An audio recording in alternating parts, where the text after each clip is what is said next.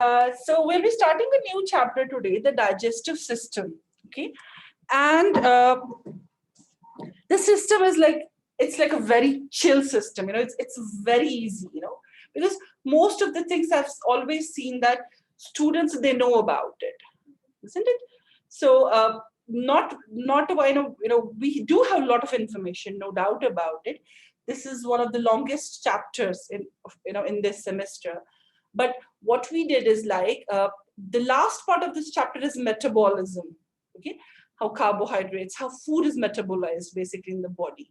So that one is omitted for everyone. Okay, so why that is omitted? The reason for that is because of the semester getting squeezed up, and the second reason is we are already teaching you, the food being metabolized in biochemistry.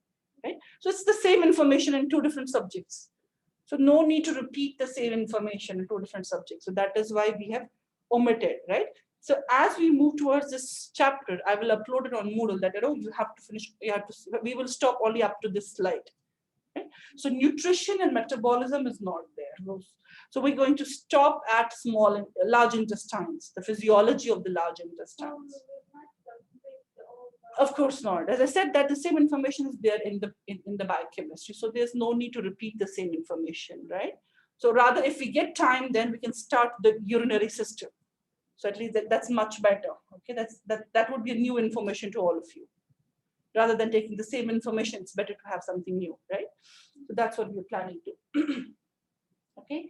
So what is the function of the digestive system? We all know that the main function is like we take the food in, okay, and we have mouth, for example. Mouth is there to hold the food. For example, we have these cheeks, right? So we can hold the food within these cheeks, isn't it? And then we have teeth. They can masticate the food, grind the food, making it smaller in size to increase the surface area, so that enzymes can act on it. Okay, and then we have tongue, okay, whose main function is to mix the food with the saliva, mixing, swallowing the food, tasting the food, isn't it? So it's not only digestion, it's also ingestion and doing all these processes in the mouth. Okay, and then after that we have digestion. Digestion, some of it will start in the mouth. Okay, we know that like carbohydrate digestion starts in the mouth, like amylase, right? We have salivary amylase enzyme which digests the carbohydrates, and then we have small amount of lipase also, which acts on fats in the mouth, but of course not proteins. The protein digestion would start only in the stomach, where we have the hydrochloric acid and the protease enzymes, the pepsin, right? So remember that protein digestion would never ever start from the mouth. You always start from the stomach, right? So then we have, after digestion, it's like food is sent to the small intestines, where some more digestion would take place, where all the food particles will be digested, whether it's a carbohydrate, whether it's a fat, or whether it's a protein. So the final digestion would take place in the duodenum, small intestines. Okay, and then finally after that the food is now converted into smaller, simpler components, right? Like in carbohydrates you will get monosaccharides, right? Proteins will be converted into amino acids, okay? Fats into fatty acids or triglycerides, right? Smaller ones, or even monoglycerides, right? And then finally they are absorbed through the intestinal wall. Once absorbed, we take the important ones, and then whatever is a waste product, we throw it out of the body in the form of the excretion, right? So ingestion, digestion, absorption, defecation, all these four things are part of your digestive process. Okay, so that's one thing. And second thing is that before we start discussing further about digestive system, I will tell you a story for about a dedicated doctor, because I've always started, whenever I start a chapter, I try to share some stories with you so that, that can motivate you and tell you, because you're going to be future doctors, right? So I would like to share a story with you. There was a doctor, an US Army doctor, the William Beaumont was a doctor, okay? And then we had a person, okay? His name was Alex, okay? Alex was a person who had a scuffle with somebody, he fought with somebody and someone hit him and, he got a gunshot, okay? So as he was shot by a gun, okay, so he was hit in his abdomen, okay, and he was also hit in somewhere in the chest, okay. But then he was operated upon. This is a story of 1822. Can you believe 1822? We are in like 21st century. This is a story of 19th century, right? So many years before. So what happened when Alex was operated upon, but something happened with him. There was a fistula here in his stomach over here. Fistula is like a small hole, an opening in the stomach, which was not getting fixed up. Doctors tried their best, but unfortunately they could not, they did many surgeries upon him, but they could not treat this Alex, this person, okay? So what happened is then this Dr. William Beaumont, okay, he spoke to Alex and he said that, I would like to bring you to my home and I would like to conduct some experiments on you, okay, on your stomach, because you have an open hole, okay? And then Alex was like, okay, I don't mind if at the end of the day I will be cured, right? And during that process, if you're going to do these experiments, I don't mind. So they signed a legal agreement between them, between Alex and Dr. Beaumont. Dr. Beaumont took a formal permission that I'm going to do some experiments on Mr. Alex, okay? And so soon when he brought him home, so he tried many surgeries on him, but at the same time, he did many experiments. That was the time when nobody knew anything about hydrochloric acid, the protease, the digestion, and nothing. We didn't have any information about that. Oh, this is the function of the hydrochloric. Now we happily know that HCl has a pH of such a low pH and it can digest this and that and that. We know all that, right? And protease can digest the proteins and all. And mucus is this. So we happily know nowadays. But at that time, nobody knew anything about the mucus. So what Dr. Beaumont did, he inserted, many things into fistula of the stomach, and he took the secretions of his stomach and he tasted them. Can you believe? Online ladies, are you listening to the story? Yes, he was the one who took his mucus secretions, right? And he tasted them. At that time, till that time, we didn't know that mucus is salty in taste or it has a higher pH, it has an alkaline pH or higher pH. He was the one who told us that, oh my God, mucus is something which has what? It is not acidic, it's more towards the basic side, right? It is salty in its taste, okay? And he didn't stop there. He also tasted the hydrochloric acid, yes. And he did experiments he was the one who said that hydrochloric acid is an acid, guys. There's a secretion in the stomach, which is acidic. Its pH is this much. It was Dr. Beaumont, a doctor everybody, So, and then he was the one who took the HCl, hydrochloric acid, and, poured it over a meat piece, what is a meat? Laham, right? He poured it over a meat piece and he observed what's going to happen after that, okay? And he observed that it had something. He didn't say it's a pepsin enzyme or it has any protease activity. He said the secretions in the stomach, it has something which can digest the proteins. It has something which can, digest the proteins because it digested that meat piece on which he poured the secretions. So then later on, after many years, we came to know that, yes, he was right. HCl has the low pH, acidic pH. And then we all came to know about the pepsin enzyme and how it digests the peptide bonds in the proteins. Fatma, you're shocked?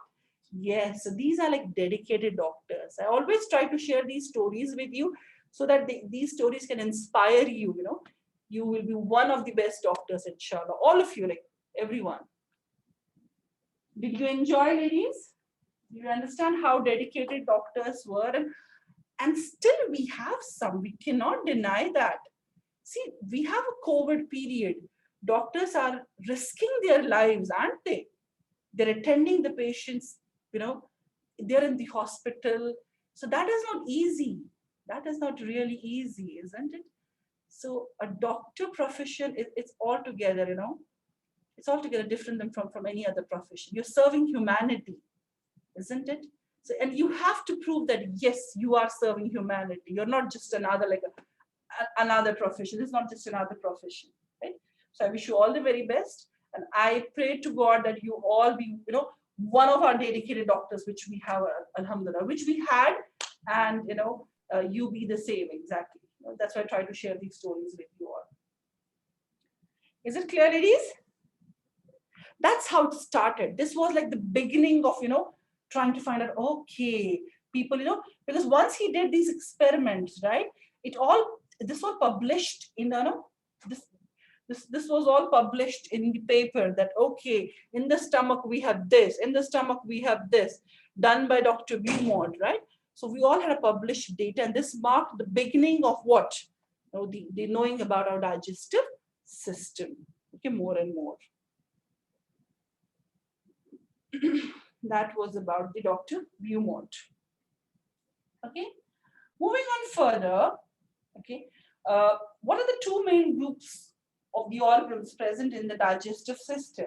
Okay, we have the GI tract, also called as an alimentary canal, okay, which starts from the mouth, then we have the pharynx, then we have the esophagus, then we have the stomach, small intestines, large intestines, right? Then we have the colon, and then we have finally the anus. So this whole coiled tube is called as a GI tract, okay, or the alimentary canal, okay. Throughout this tube, either the food will be ingested, food will be digested, food will be absorbed, food will be thrown. The food which we do not need, the waste material will be thrown out, called as a defecation.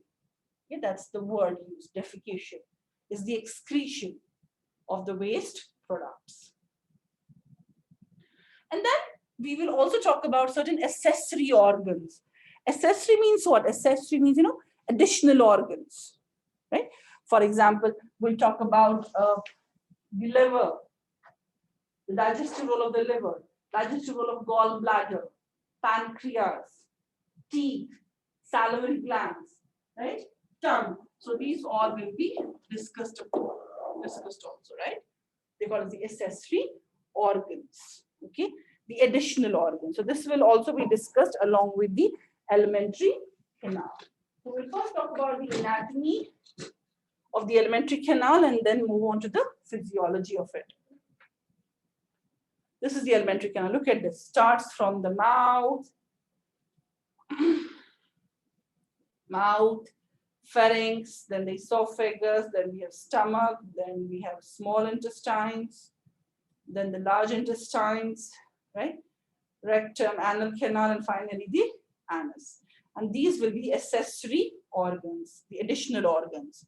Without their help, digestion is incomplete. Right? So imagine if we don't have teeth, if you don't have tongue, if we don't have teeth, can we masticate the food? Can we chew the food? No. If we don't have tongue, can we taste the food, swallow the food? No. If we don't have liver, gallbladder, can we digest the fats? No. Right? Pancreas, digestion of everything, all proteins, kullu, right? Proteins or carbohydrates takes place by the enzymes produced by the pancreas. So without pancreas, can we digest the food? No. So they are as important as the GI tract or alimentary canal. They're equally important. But it's just that we call them as the accessory digestive organs. Okay. As I said, that this chapter is super easy. Okay. So anatomy of the mouth. In the mouth, we know that we have a epithelial tissue, a mucous membrane lined with the epithelial tissue in the mouth. Do you know which epithelial tissue we have in the mouth? Yes, ladies? Which epithelial tissue we have in the mouth? Our mouth is covered with the chapter number 3 last semester.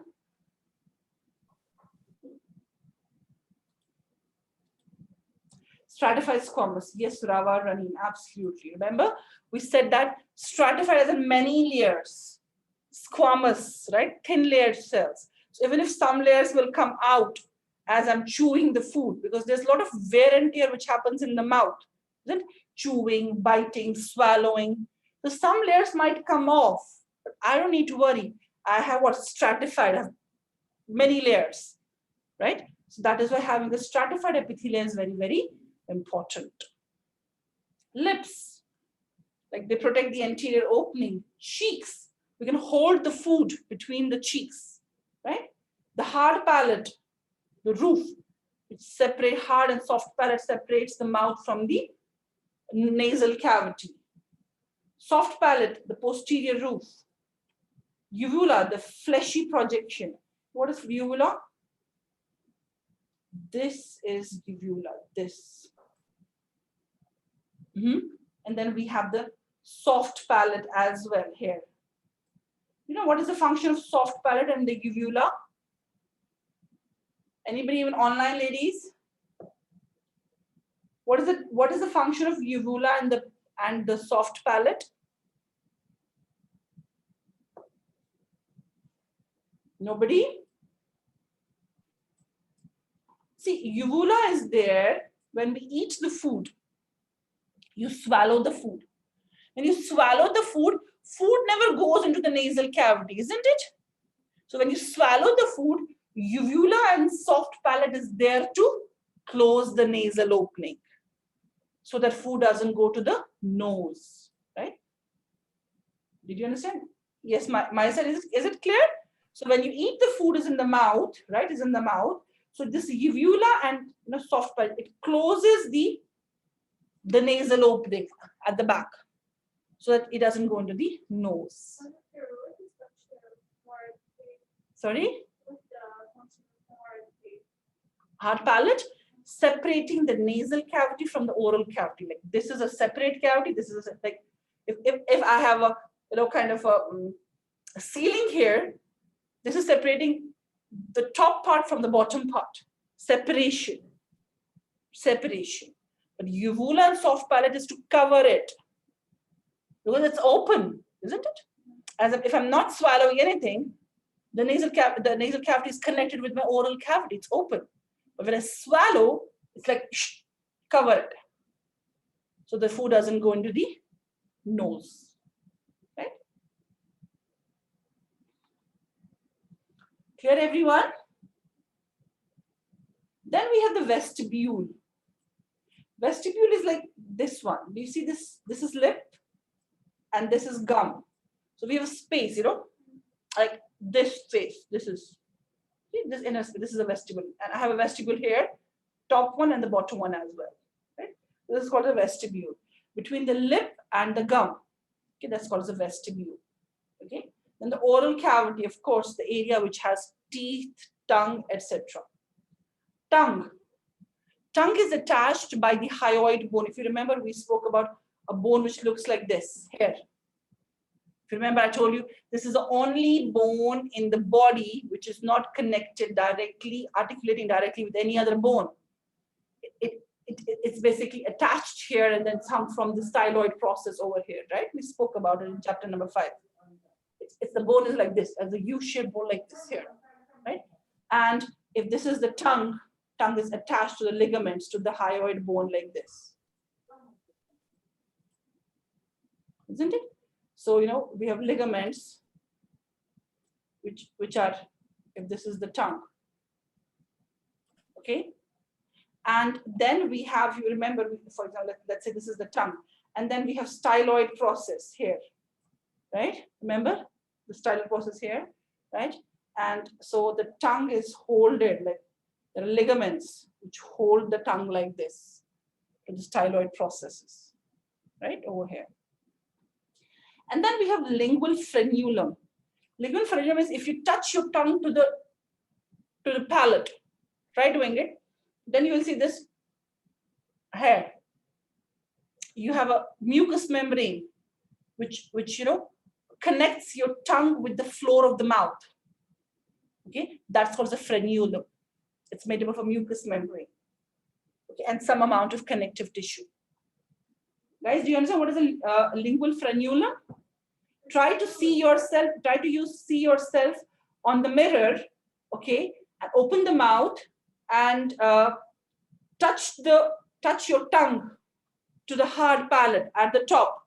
Then you would see that under your tongue you have a small, connection, the membrane, which connects tongue with the floor of the mouth. Try doing that and tell me, can you figure out what is a lingual frenulum?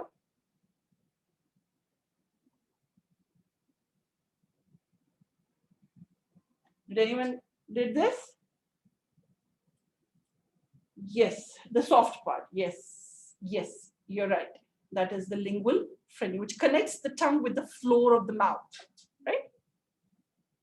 And then tonsils, of course, we spoke about. We have the palatine, lingual, and pharyngeal tonsils, right? All three types of tonsils, whether we have a palatine, which is present at the end of the oropharynx, like oropharynx at the back of the nose, right? Lingual one at the back of the tongue, there behind the tongue here, okay?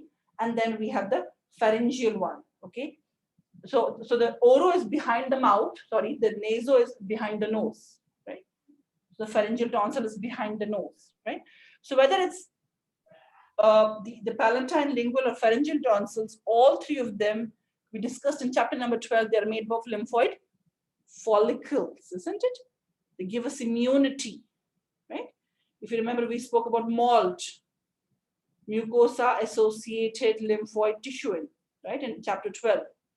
So your tonsils are part of the MALT, protecting your respiratory tract as well as the digestive tract, right? The MALT. So this is like a lingual frenulum.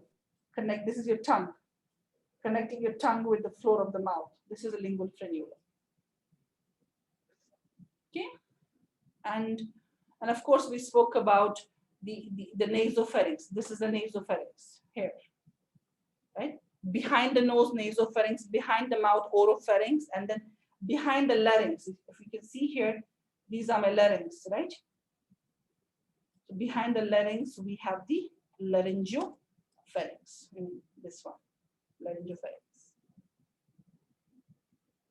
Mouth functions are mastication, of course, chewing the food, isn't it? Mixing the food, I said that. Deglutition, swallowing the food, we call it, right? And taste buds are there to taste the food, right? These are the functions of the mouth.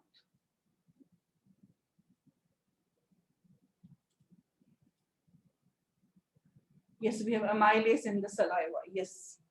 Okay, so as I said that, pharynx. Pharynx is a common opening not only for the air, it's there for the air and food together, right? So we have the nasopharynx. Nasopharynx has nothing to do with the food.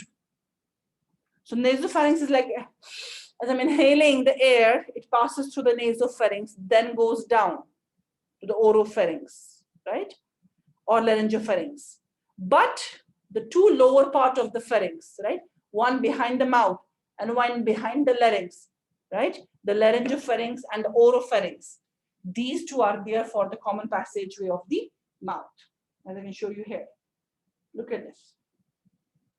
We don't have to do anything with the nasopharynx. No, it's not there for the food. It's only for the air, right? So we have the oropharynx here, this passage, okay? And the laryngopharynx. The food passes through these two areas, And further, this laryngopharynx continues into what? Esophagus. It goes down to the esophagus.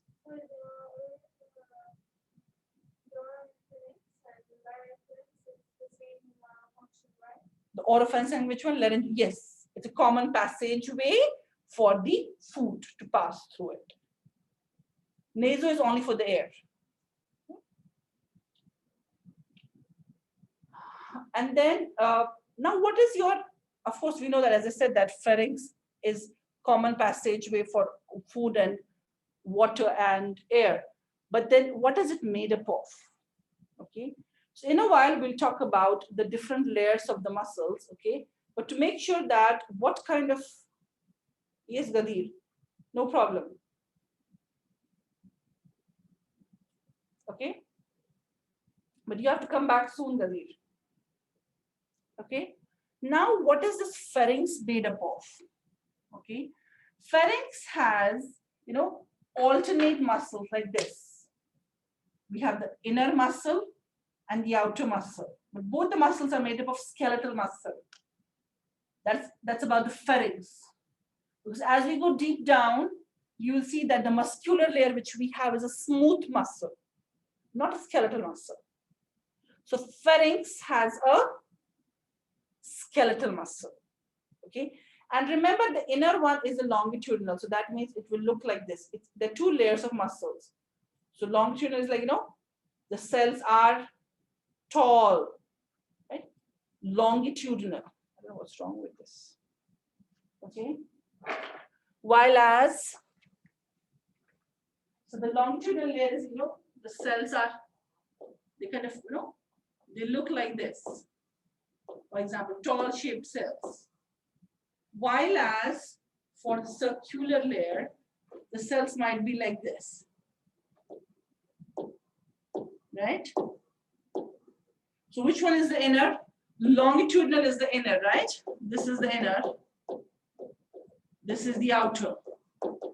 But you will see that as we go deep down towards the stomach or towards other areas, it will be reversed. We have inner, which is what?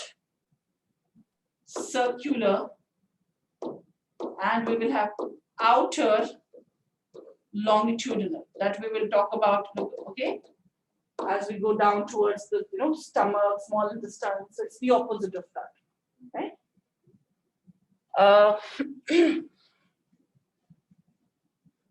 So what is the function of these two layers? Okay, when these two layers, they contract like this. As they contract, so the food which we swallow, it is able to move through the passage. We call it peristalsis. Okay? You'll see that the peristalsis is the major, peristalsis is the major process through which as a result of which the food is propelled, from one part goes to double, the other, then another, as if someone is pushing the food deep down, right?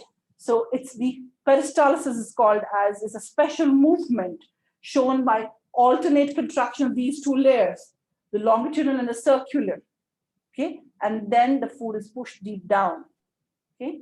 But then we'll also talk about, as we will reach to the intestines, we'll talk about other movements like segmentations, haustral contractions. But this is like a main thing. From your mouth till the end, peristalsis is the main thing, right? Which pushes the food deep down. Okay. Esophagus, right? After the pharynx is finished, the throat is finished, over. Then I have a food pipe, but at the back, not here. This is a trachea here. At the back, I have a food pipe which connects my pharynx to the stomach, right? So it's almost how much long? Almost 25 centimeter long is this one, okay? And now this layer has, this muscle has, esophagus is made up of 4 layers. We'll talk about that. That's the next topic coming up, okay? So we have mucosa, submucosa muscularis externa, right? And then we have the serosa, but we'll talk about that in a while. But remember, it has 4 tunics. What they are, that's the upcoming one after this, okay? But the way we spoke about, okay, heart wall, it's myocardium, right? Or what is heart made up of? Epicardium, myocardium, endocardium, right? Similarly, or we spoke about in the blood vessels, right? Remember the 4 tunics, the 4 tunics of the blood vessels, tunica intima, media, right? Externa. So here also, we also have the wall made up of combination of muscle, epithelial tissue, connective tissue, right? Everything together, okay? We'll talk about that coming, which is coming up after this, okay? But here what we have, the only thing which you remember, which you need to remember here is that the muscularis externa,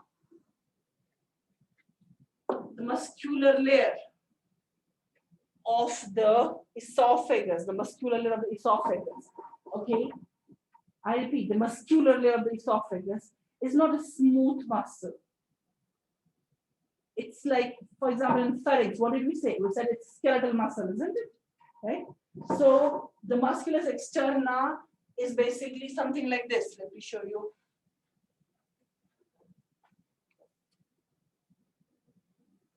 If this is my esophagus, okay, this top part,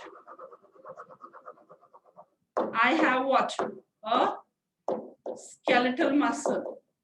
Do you understand what I'm trying to say? The superior part of the esophagus has a skeletal muscle, the top part. Okay, the musculus externa is the skeletal muscle. Then as we go down, skeletal muscle reduces, smooth muscle increases. So this might have a mixture of both of them, but as we go deep down here again, after that we have a stomach, isn't it? Then we have a stomach like this, right? So deep down, all this muscle is a what? A smooth muscle. And then again in stomach also we have a smooth one. Then after that we have smooth muscle. So this is an exception which you need to remember for what? One for pharynx, which has completely skeletal muscle. Number 2, the esophagus, which has what? Superior part is a skeletal muscle. Middle part, is kind of both. But the lower part, it is the smooth muscle. Are we okay, everyone? Did you all understand the exceptional case in the esophagus as well as in the pharynx? Okay, good. Okay. So then again, as I said, that peristalsis is the main thing, right? Which basically drives the food. Okay, because of slow rhythmic squeezing contractions, which squeezes the food throughout the GI tract. Okay. And then now we'll talk about what are the various layers. Let me erase this. What are the various layers of the alimentary canal? What is your alimentary canal made up of? What is your GI tract made up of? Okay. So we have 4 different types of layers present in the GI tract. Okay. And one is called as a mucosa, submucosa, muscularis externa, and the serosa. Let's look at the diagram. Okay. If you see here, this is the name I'm talking about. Mucosa is this. These 3 layers of mucosa. So inside the mucosa, if you see here, it is made up of 3 layers. The innermost layer of the mucosa is this one, which is basically epithelial tissue, which is in contact with the food. The epithelial layer of the mucosa, which is in contact with the food, okay, is the simple surface epithelia, like this one. Okay. So this surface epithelia changes from one part of the alimentary canal to the other one. In the mouth, What was the surface epithelium made up of? Yes, ladies? In the mouth, what was the surface epithelium made up of? We just discussed about it.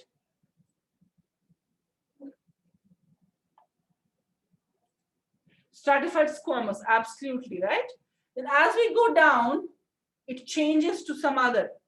Yes, very good. Hyphandari. But as we go down, we reach towards the stomach. What is this made up of? What is this epithelial tissue? Is it still the stratified squamous? Then what is it? Sorry? No. Anybody online? The epithelial tissue. It is the epithelial tissue, not the muscle. Simple squamous. It's not simple squamous, Chatha. Chapter number 3 last semester. What kind of epithelial tissue do we have in the stomach?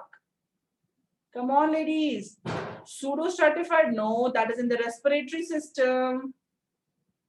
Columnar epithelia. Yes, you're right, it's the columnar epithelia, simple columnar epithelia, right? If you remember, we spoke about, we have columnar epithelia, right? Which contains what? Goblet cells. Goblet cells produce what? Mucus. We said that this columnar epithelia is meant for absorption and the secretion.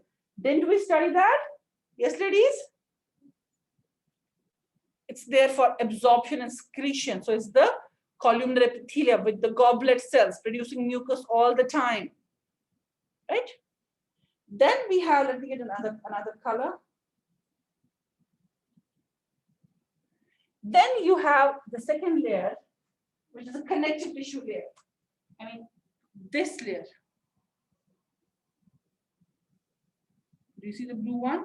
Like this layer. Right?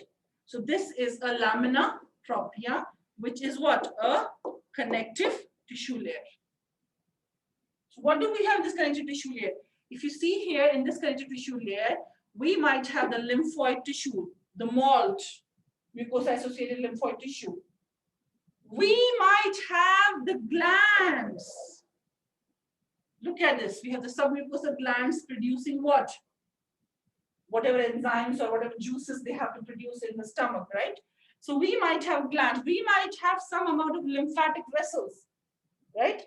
But mostly it is the glands which are present here. Mostly it is the glands, the ducts which are present in the lamina propria, which is a connective tissue layer. Okay. Then we go down, again, let me get another color. Then we have the third layer of the mucosa, which is this one, which is a muscular layer. Muscularis mucosa. So this is called as a muscularis mucosa. Do you see this thin muscular layer? This one. Do you see this? This is a muscular layer. Please know this diagram very well and know the this also, the different layers very well. So what is the function of the muscularis mucosa? Its main function is it also contracts. When it contracts, we might have seen folds, folds in the stomach, isn't it? Or folds in the intestines, right? So this layer is responsible for what? For the folds in the stomach or the intestine. It's folded like this, isn't it? So when this layer contracts, it brings the creases like folds here, right? It brings the folds in the stomach when this layer of the muscle contracts. Okay, so we stop over here. We'll finish this because it needs some more time to explain, right? And we need to do the attendance. And I stopped here with the other sections as well. Okay, so the next layer we'll discuss about submucosa and the muscularis externa, then the serosa.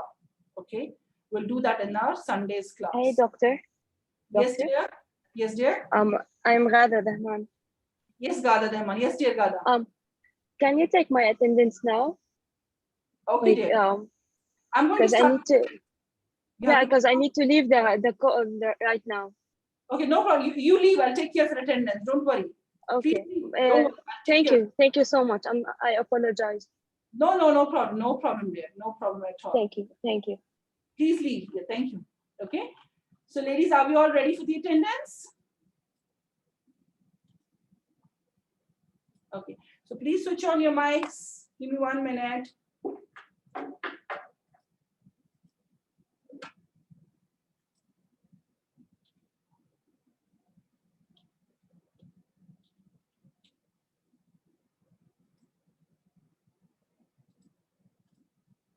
I'm going to share the screen with you. Everyone switch on your mic. If you don't have a mic, just write your name in the chat box. At the end of the class, I'll mark you present if you don't have a mic.